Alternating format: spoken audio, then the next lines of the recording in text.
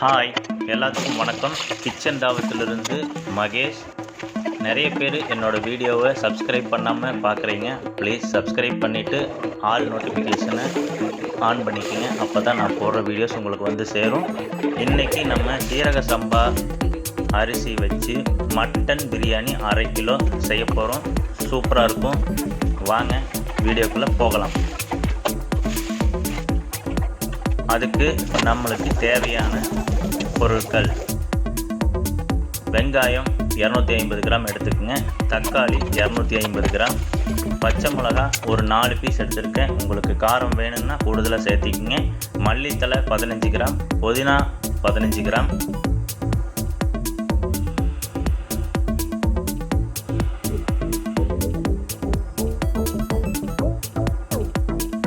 தாளிக்க பட்டை 2, கிராம்பு 2, ஏலக்காய் 2.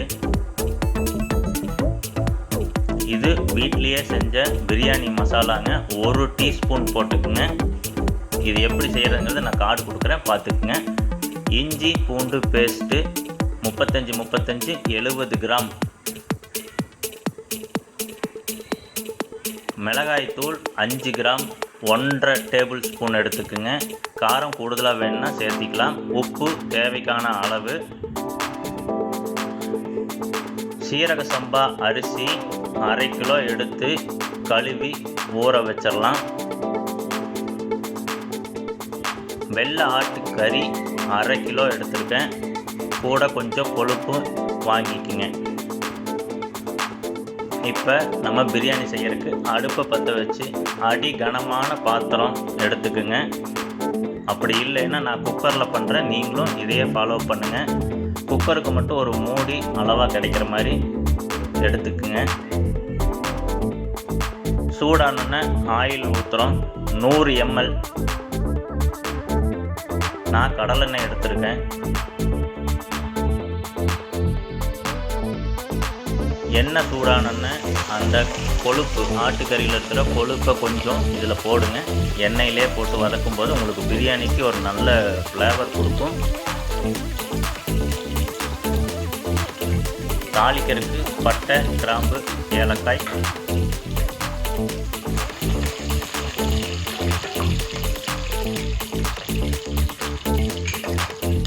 நம்ம வெட்டி வச்சிருக்கிற பெரிய வெங்காயம் 250 கிராம், இதை ஆட் பண்ணி நல்லா வதக்கிக்கிங்க. பிரியாணியில் நம்மளுக்கு இந்த வெங்காயம் எவ்வளவு தூரம் வதங்குதோ அந்த அளவுக்கு டேஸ்ட்டு கிடைக்கும். பிரியாணியில் முக்கியமான வேலையே இந்த வெங்காயம் வதங்கிறது தாங்க. ஒரு 95% நல்லா வதங்கிடணும். கருகாமல் பார்த்துக்குங்க.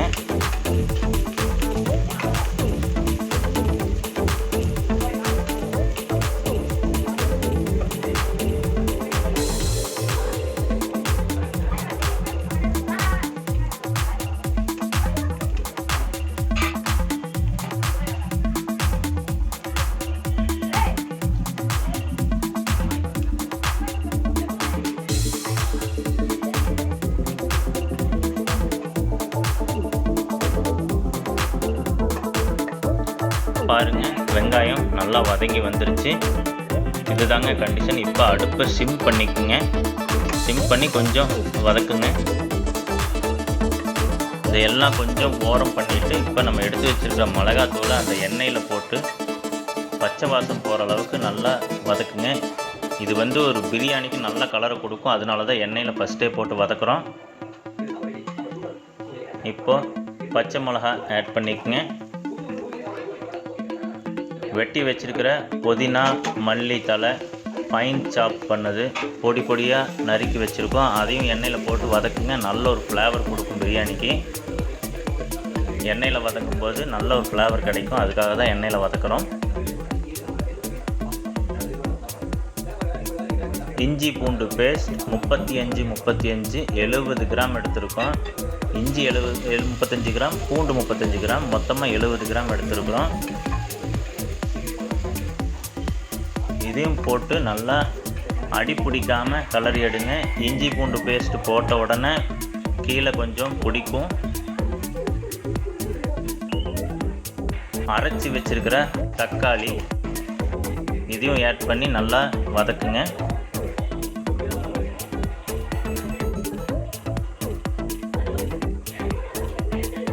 எண்ணெய் பிரிஞ்சு வர வரைக்கும் நல்லா வதக்குங்க.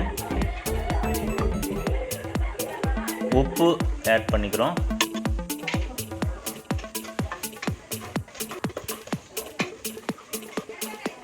நம்ம வீட்டிலேயே செஞ்ச பிரியாணி மசாலாங்க. இது உங்களுக்கு நான் கார்டு கொடுக்குறேன், எப்படிங்கிற செய்முறை பார்த்துக்குங்க.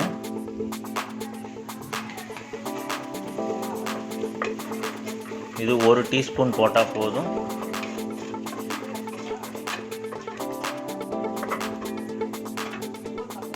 இப்போ நம்ம கறியை ஆட் பண்ண போகிறோம். குக்கரில் 1/2 கிலோ கறியை போட்டு 3 விசில் விட்டு எடுத்துருக்குதுங்க. அந்த தண்ணியை தனியாக வடித்து வச்சுட்டு கறியை மட்டும் இதில் ஆட் பண்ணிக்கோங்க.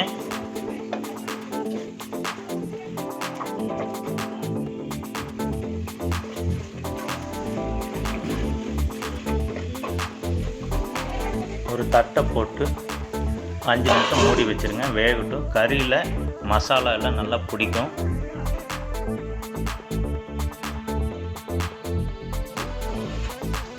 பாருங்கள், கறியில் மசாலா கொஞ்சம் நல்லா பிடிச்சி எண்ணெய் பிரிஞ்சு வந்துருச்சு.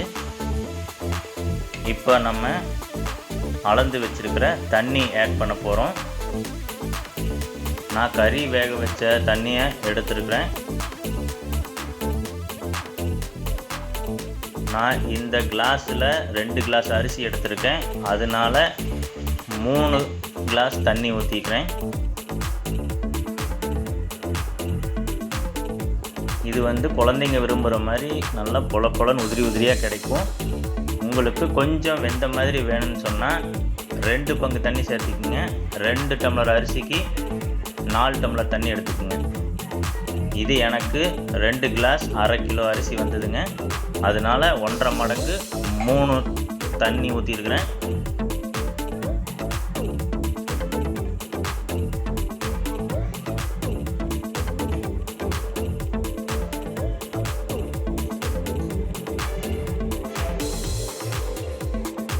அரை மூடி எலுமிச்சம்பழம் புழிஞ்சு விட்டுக்குங்க.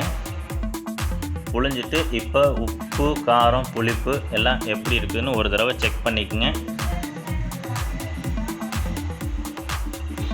உப்பு, புளிப்பு ஏதோ கம்மியாக இருந்ததுன்னா இப்போ ஆட் பண்ணிக்கலாம்.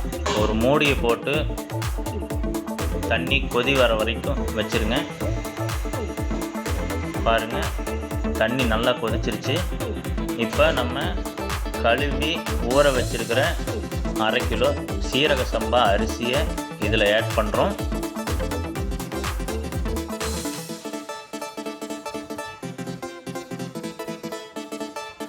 அரிசி ஒரு 20 நிமிஷம் ஊறி இருக்குதுங்க. அரிசியை கழுவி ஊற வச்சுட்டு நீங்கள் வெங்காயம் தாளிக்க ஆரம்பித்தா கரெக்டாக இருக்கும். நல்லா கலக்கி விடுங்க.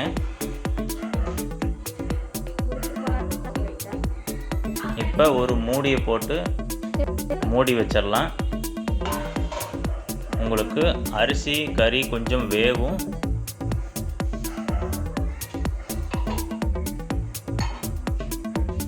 பாருங்கள், ஒரு 5 நிமிஷம் நல்லா வெந்துருச்சு. தண்ணி ஏகதேசம் வத்திருச்சு. இப்போ இந்த கண்டிஷனில் நம்ம தம் போடுறோம். இப்போ அடுப்பை சிம் பண்ணிடுங்க.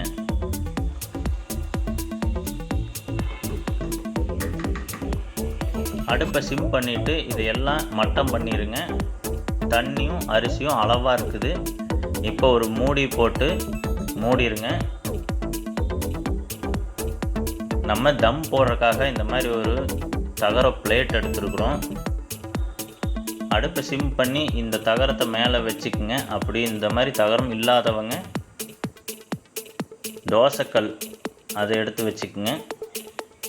இந்த மாதிரி மேலே குக்கரை வச்சு அதுக்கு மேலே நம்ம ஒரு வெயிட் வைக்க போகிறோம். ஒரு பாத்திரத்தில் தண்ணியும் வெயிட் வச்சுருங்க, ஆவி வெளியே போகாமல் இருக்கிறதுக்காக. இது கரெக்டாக 15 நிமிஷம் ஸ்டாப் கிளாக் வாட்ச் வச்சுக்குங்க. 15 நிமிஷத்துக்கு மேலே வேண்டாம். அப்புறம் 10 நிமிஷம் அப்படியே அடுப்பை ஆஃப் பண்ணி வச்சுருங்க. இப்போ தம் எடுக்க போகிறோம். பாருங்கள் எவ்வளோ அருமையாக சூப்பராக பிரியாணி வந்திருக்கு. நான் சொன்ன அளவுகளில் இதே மெத்தடில் செய்யுங்க, சூப்பராக இருக்கும்.